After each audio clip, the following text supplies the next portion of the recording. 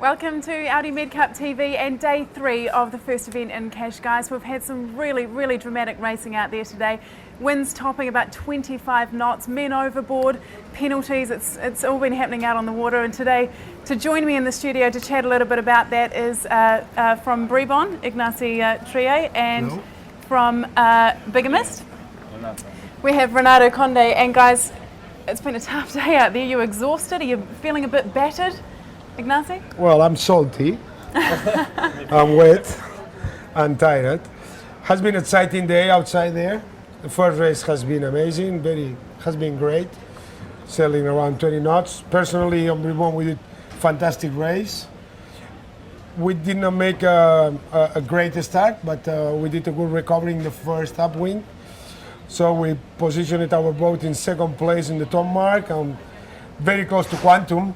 And we follow Quantum all the race, trying to, expecting from them any mistake to pass them, but they raced just perfectly, and we could not pass them.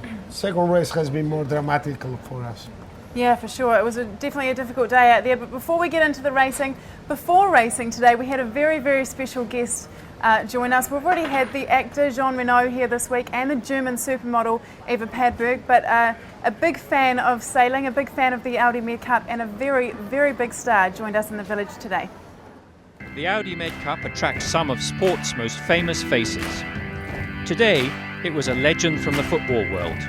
Portugal's Luis Figo came to the Audi MedCup village and had a crash course in sailing on board one of the new Soto 40s. Figo is the godfather of the Portuguese boat 22, and today had his first experience of sailing such a machine. Well, for me it's the first experience in this kind of event. I come to give some support to the Portuguese team. I think for us Portuguese, our traditional is or was always in contact with the sea, so it's very important that a Portuguese team can be included on this kind of events. During his career, Figo represented Barcelona, Real Madrid and Inter Milan. Even now, he remains committed to professional sport at its highest level.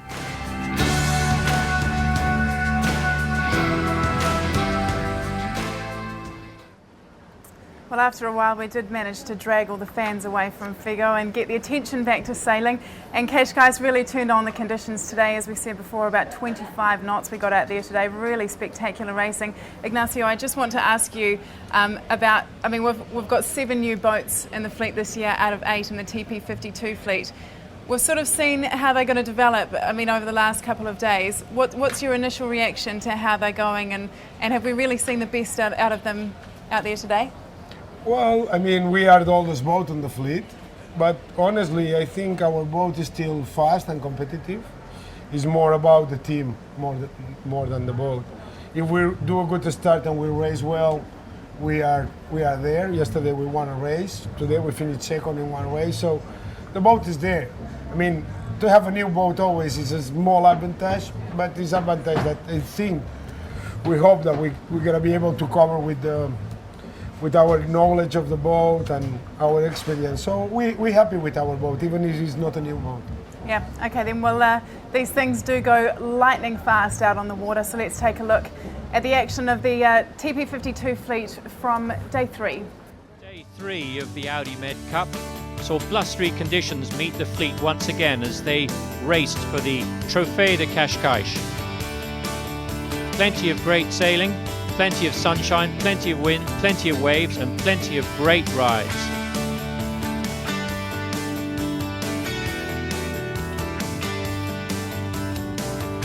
The champion of the day was Quantum Racing, with 2 firsts to follow on from a win at the last race of the day before. They really dominated, leading round every mark of every race.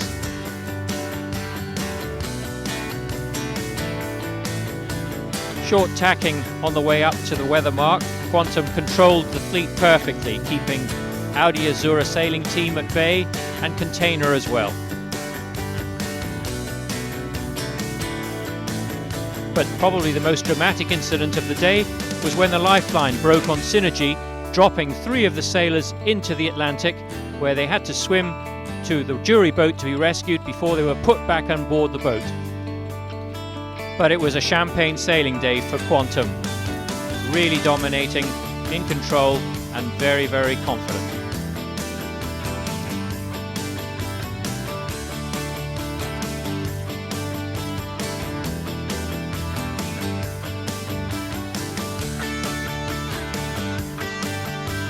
Confident sailing from Ed Beard today, leading from start to finish, and the American boat now leads the charge on the leaderboard, 3 points ahead of German boat Container.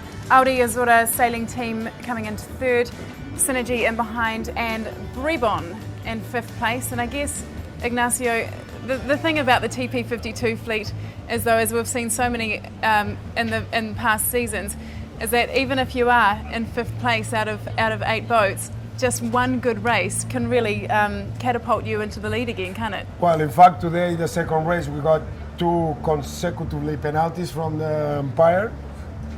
We have been a little bit surprised, but this is well, more... tell us about that. What exactly happened? You see, we had a soccer player today, yeah. Okay? And now this looks like soccer.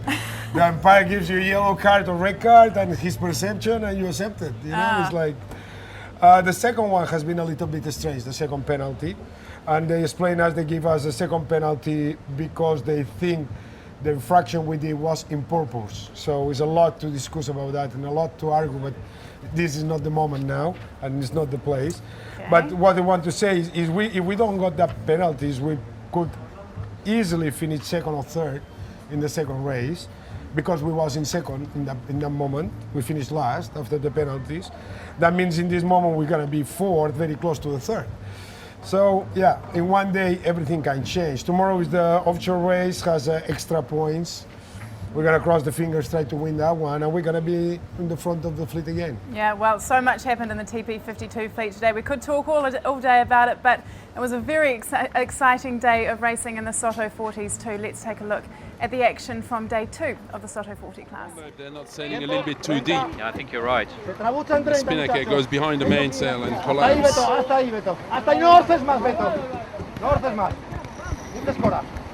But it's always so much easier to be here watching.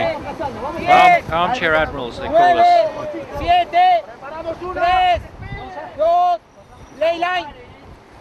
As the navigators just call the ley line. Time to go for a jibe.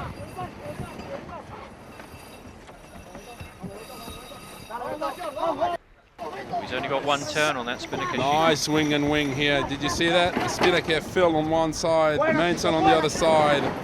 It should make their life a little bit easier, which it didn't. Look at that, that's fantastic. Does that make me envious? 20 knots. Woo! That's seriously fast, Marcus, on a 40-footer.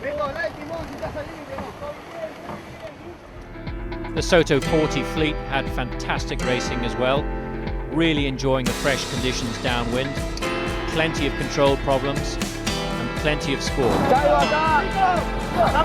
Patagonia from Argentina won the first race of the day.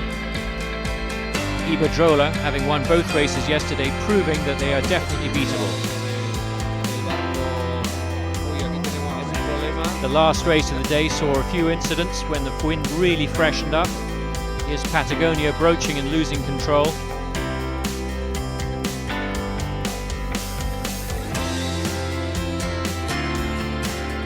But all's well that ends well. Bigger missed the Portuguese boat, winning the second race of the day and staying in second place overall. Some seriously fast racing out there today. We've had 3 winners from 4 races so far, and it's just proving how difficult it's going to be to get ahead.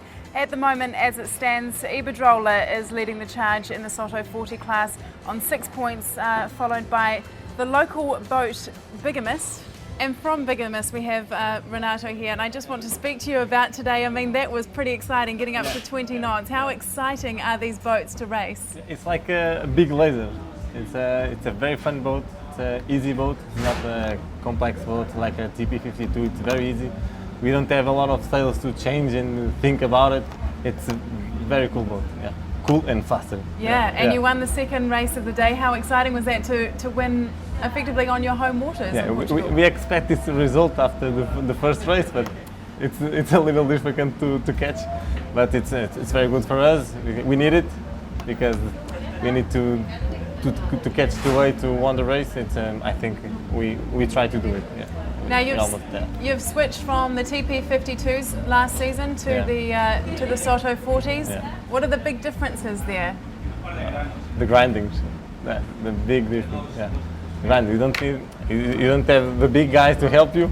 If you want to pull the sail, you need to do it by hand. And I think it's the big difference. I think. Yeah. Do you think this class is going to be really successful? Do you think it's going to take off? Yeah, because have all the points to be a good boat on the MedCup, because every kind of things on the boat. It's easy, it's faster, it's a beautiful boat. I think it's perfect. Yeah, well, we've got another 2 races in the Soto 40 class tomorrow, and of course the coastal race to look forward to in the TP52s.